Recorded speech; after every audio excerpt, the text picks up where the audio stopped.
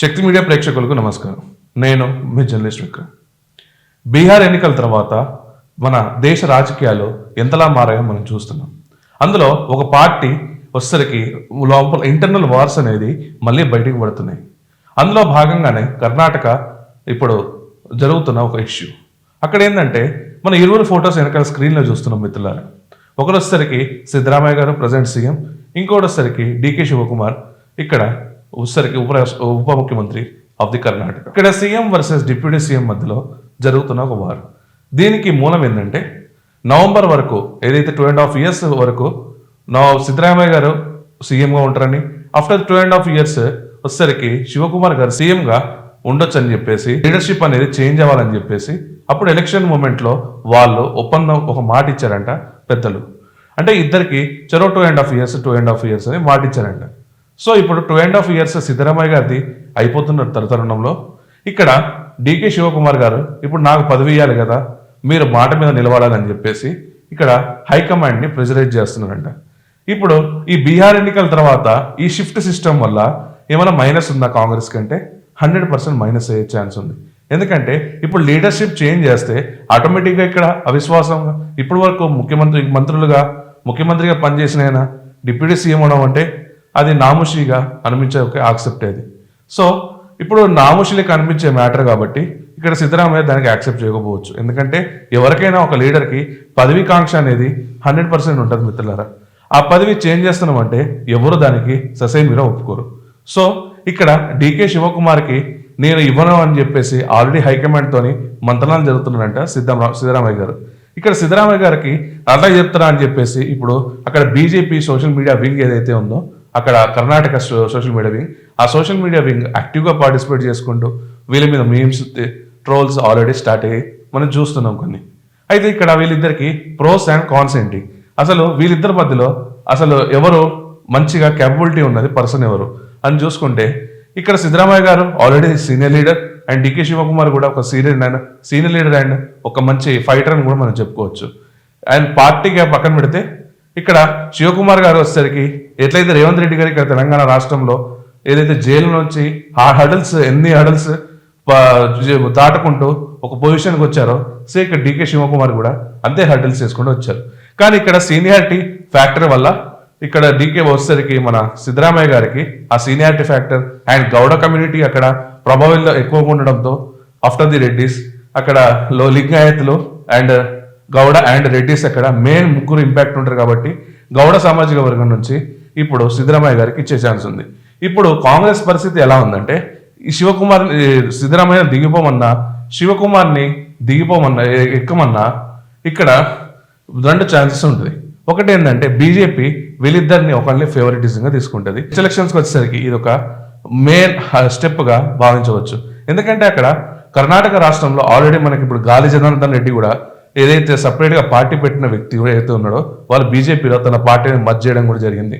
So ఇక్కడ మనకి data analysis ప్రకారంగా అది ఎవరెవరికి ఏ బలాలు ఉన్నాయి వీళ్ళిద్దరికి, అసలు ఇక్కడ ఇద్దరు బలీనత చూసుకుంటే ఎవరికి ఎక్కువ ఫ్లెక్సిబుల్ ఉంది, నెక్స్ట్ ఎలక్షన్స్ వరకు కేపబిలిటీ చేసే సత్తా వరకు ఉంది ఇప్పుడు మనం చూద్దాం. అయితే కరెంట్ పొజిషన్ ఇక్కడ 2023 నుంచి మనకి సిద్ధరామయ్య గారు ఉన్నారు.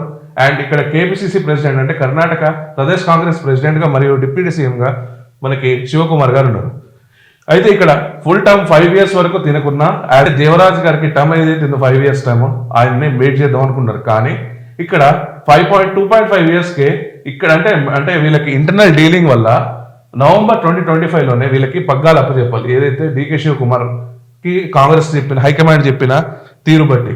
అండ్ ఇక్కడ publicly denies and former binding of the rational agreement ఏదైతే పబ్లిక్లీ ఆయన పబ్లిక్ గానే చెప్పేస్తున్నాడు, ఈ అగ్రిమెంట్ అనేది నేను ఒబే చేయను, ఈ పబ్లిక్ నన్ను నమ్మి ఓటేశారు కాబట్టి సో నేను దీన్ని నమ్మను అని చెప్పేసి వాళ్ళు మాట్లాడుతున్నారు. అయితే ఇక్కడ హిడెన్ ఎజెండా ఏంటి అంటే మనకి ఇక్కడ వీరికి ఎవరెవరు సపోర్ట్ ఉన్నారంటే minorities, backward and Dalit and senior mass leaders ఈయనకి పొలిటికల్ బేస్ గా సపోర్ట్ ఉన్నారు ఫ్రెండ్స్. వేరేజ్ ఇక్కడ మనకి శివకుమార్ గారు వచ్చేసరికి Vokkaliga community and strong organisation muscle and fund raisers ఎవరైతే వీళ్ళకి పార్టీకి కావాల్సిన ఫండింగ్ కానీ and Vokkaliga community is the highest community అని మనం చెప్పుకుంటాం అక్కడ కర్ణాటకలో.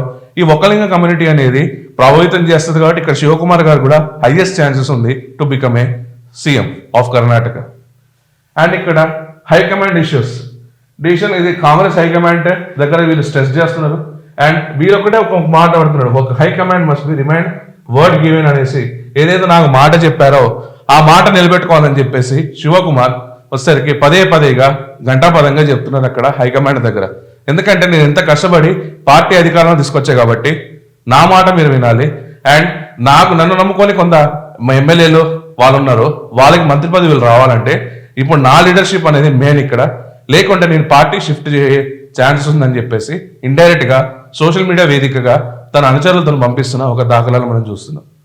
అండ్ ఇక్కడ పబ్లిక్లీ మనం చూస్తే ఇంకొకటి ఇలా జరుగుతుందని చెప్పేసి ఇవాళ పొద్దున బ్రేక్ఫాస్ట్ ఒక ట్రేడ్ జరిగింది. కానీ ఇక్కడ సోషల్ మీడియాలో word power to pressure the party MLAs loyal to him repeatedly Delhi to the lobby for the high command. ఈయన సోషల్ మీడియానే వేదికగా శివకుమార్ ఒక అస్త్రంగా భావించి ఆ సోషల్ మీడియాలో విపరీతంగా దీనికి ఫేవరెట్ ఎవరెవరు చేస్తున్నారు ఎమ్మెల్యేలు ఆ మాటని గుర్తుపెట్టుకోవాలని చెప్పేసి పదేగా ట్రోల్స్ చేపిస్తున్నారు శివకుమార్.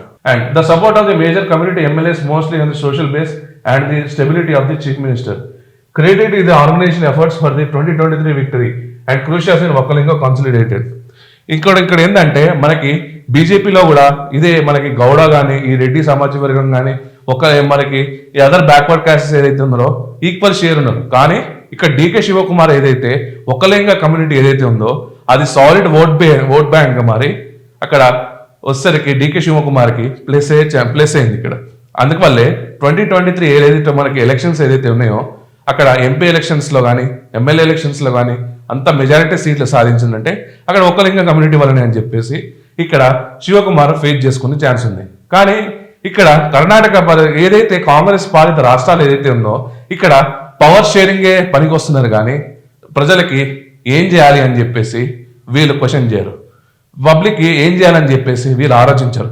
ఎందుకంటే వీళ్ళ పార్టీ అధినాయకుడే ఏదైతే లీడర్ ఆఫ్ ది అపోజిషన్ ఉంటారో వాళ్ళు కర్ణాటకలో అంటే వీళ్ళు పరిపాలిస్తున్న రాష్ట్రంలోనే ఓట్ చోరీ జరిగిందని చెప్తారు.